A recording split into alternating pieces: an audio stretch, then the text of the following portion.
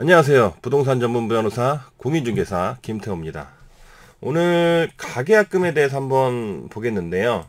이제 가계약금이라는 게 우리가 보통 매매 계약을 하거나 임대차 계약을 할 때 계약금 계약서 쓰기 전에 계약금을 주기 전에 일단 가계약금을 주는 경우가 있죠. 우리가 부동산을 빌리거나 사거나 이럴 때 중개사님이랑 같이 가서 물건을 보면 약간 마음에 든다 이런 표현을 하게 됩니다. 표정에서도 드러나게 돼요. 이런 경우에 이제 중개사님께서도 조금 재촉을 하는 경우가 있죠. 뭐 다른 사람이 보고 있다. 빨리 지금 계약을 안 하면 다른 사람이 계약을 할 것 같다. 그러니까 가계약금이라도 넣어라. 이런 얘기를 듣고 마음이 조금 움직이고 뭐 물건도 마음에 드니까 그 당시에는 그렇게 해서 가계약금을 조금 넣는 경우가 있습니다. 그리고 계약서를 쓰기는 조금 약간 아직 시기상조인 것 같아 가지고 계약서는 쓰지 않고 집에 돌아오죠. 그런데 이제 집에 돌아와서 조금 생각을 합니다. 생각을 하고 부모님이나 아니면 부동산 좀 잘 아시는 분들한테 좀 내가 오늘 어디 물건 부동산 아파트를 보고 가계약금을 넣었는데 이거 어떻게 생각하냐, 좋게 뭐 이 부동산 이 아파트 좋은 거 아니야 나쁜 거 아니야 물어보기도 하고 이제 고민도 좀 하죠. 그런데 이제 어르신들이나 이런 분들 말씀 들어보면 그게 그렇게 좋은 물건은 아닌 것 같아요. 어떤 경우에는 뭐 대출이 안 나는 경우도 있고 아니면 그냥 변심이 있을 수도 있고 아니면 돌아가다가 다른 물건을 봤는데 더 싸고 더 좋은 물건이 있을 수도 있고 여러 가지 이유로 쉽게 얘기해서 그 가계약금은 돌려받고 계약을 취소하고 싶은 경우가 있습니다. 물론 계약을 체결한 건 아니니까 일단 가계약금을 돌려받고 아까 했던 거 그냥 없는 걸로 하고 싶은 경우가 종종 있죠. 근데 이런 경우에 그렇다면 우리들은 가계약금을 돌려받고 싶죠. 그래서 중개사한테 일단 전화를 해서 가계약금 돌려달라. 아까 그거 그냥 무효로 하고 가계약금 돌려달라. 이런 얘기를 하면 보통 저도 이제 중개사니까 이런 경우에 중개사님들 입장에서는 좀 불편한 상황이에요.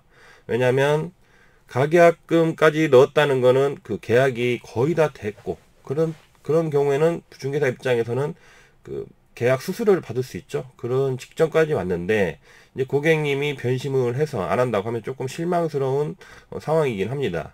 그런데 어쨌든 이 계약이라는 건 억지로 할 수 있는 건 아니니까 중개사 분 입장에서는 이제 그 매도인이나 그 건물주한테 전달을 하죠. 매수인이 이러이러해서 무효화하고 가계약금을 돌려받고 싶어 하신다. 돌려주시면 어떻겠느냐 이렇게 이제 하면 어떤 분들은 그냥 돌려주시는 분들이 있고 어떤 분들은 무슨 소리냐 계약금이다 이거는 계약금이고 우리 민법이나 그분들은 이제 민법을 모르더라도 관례상 이거는 포기를 하는 게 맞지 내가 이거는 돌려줄 수 없다 나의 호주머니에 들어온 돈은 일단 나갈 수가 없다 이런 마인드를 가지신 분들도 계시고 그래서 돌려주지 않는다고 합니다. 많이들.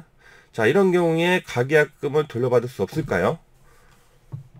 자, 결론부터 말씀드리면 돌려받을 수 있다가 결론입니다. 왜냐하면 아직 계약서도 안 썼고 계약금도 아니기 때문이죠. 자, 원래 이제 이 가계약금은 옛날부터 수십 년 전부터 이제 민법에는 원래부터 민법 규정에는 없었지만 우리나라에서 오래전부터 이 가계약금을 주고받는 어떤 부동산 거래 실태가 있었죠. 뭐 실태라고 하면 조금 나쁜 말로 보이는데 어쨌든 그런 현실이 있었습니다. 근데 이런 현실을 이 법이 그리고 법원이 정립을 해주지 못하는 상황이었어요. 그러다 보니까 가계약금을 어떤 법리로 이제 해석을 했느냐. 자, 계약이 체결이 됐냐 아니냐.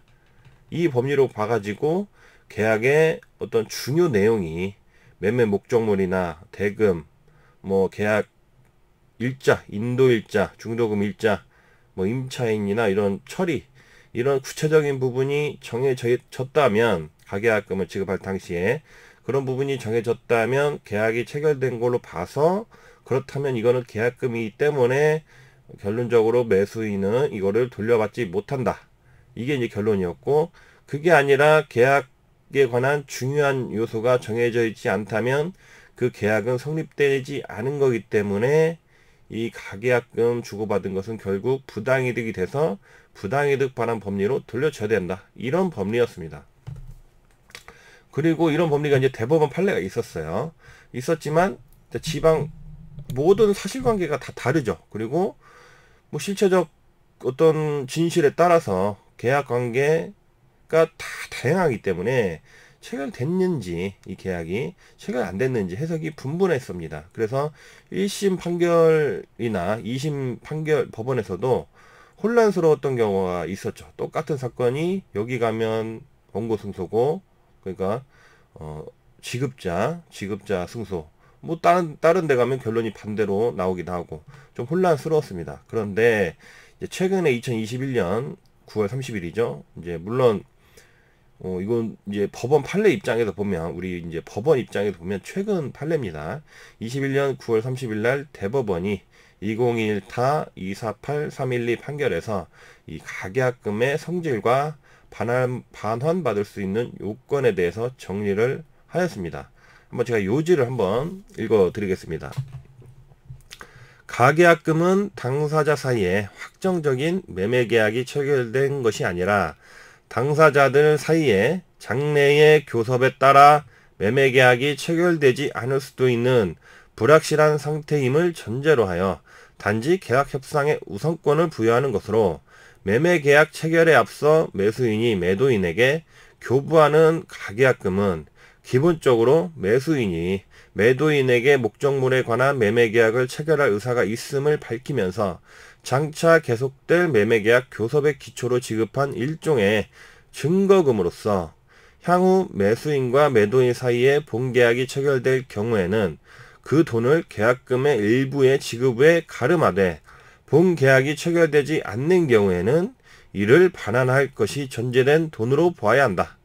한편 계약금의 경우에는 민법 제565조 제1항에 따라 원칙적으로 해약금의 성질을 가지지만 증거금 등 가계약금에 대하여는 이런 규정이 없으므로 가계약금에 관하여 해약금 약정이 있었다고 인정하기 위해서는 약정의 내용, 계약이 이루어지게 된 동기 및 경위, 당사자가 계약에 의하여 달성하려고 하는 목적과 진정한 의사, 거래의 관행 등에 비추어 정식으로 계약을 체결하기 전까지 교부자는 이를 포기하고 수령자는 그 배액을 상환하여 계약을 체결하지 않기로 약정하였음이 명백하게 인정되어야 한다.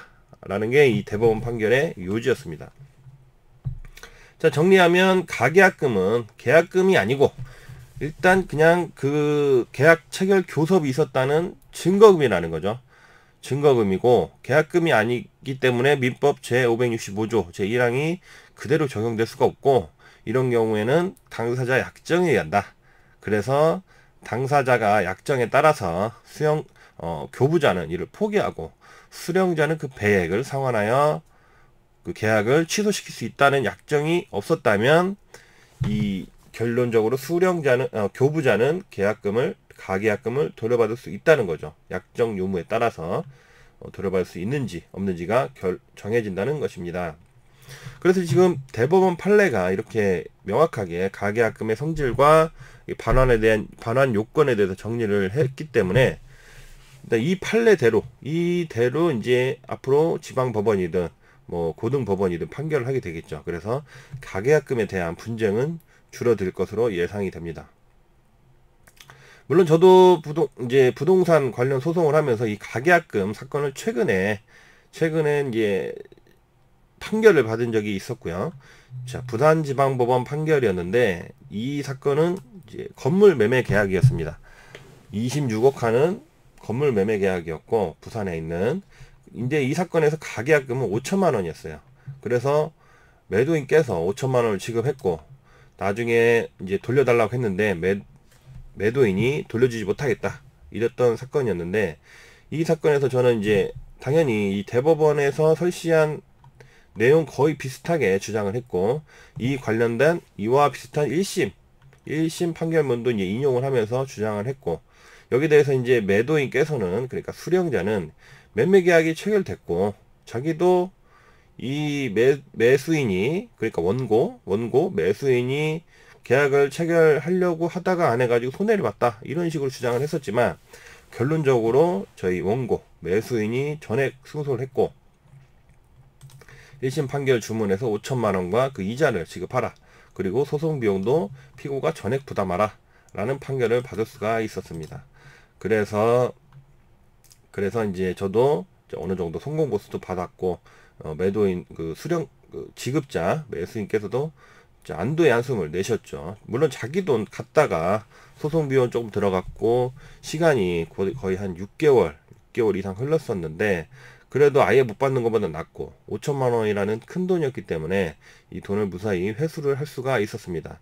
그리고 워낙 1심 판결에서 거의 뭐 100% 승소를 했기 때문에 그리고 판결 이유를 봐도 뭐 항소를 할 여지가 아예 보이지가 않았어요. 그러다 보니까 이 매도인 피고께서도 항소를 하지 않았고 재판이 확정되자마자 제가 상대방 이제 변호사님한테 전화를 해서 소송 비용이랑 뭐 그다음에 원금 정도 받고 이자는 어느 정도 상감해 줄 테니까 소송 원금하고 소송 비용은 돌려주시라 해서 돈 잘 받고 잘 마무리되었던 사건이었습니다.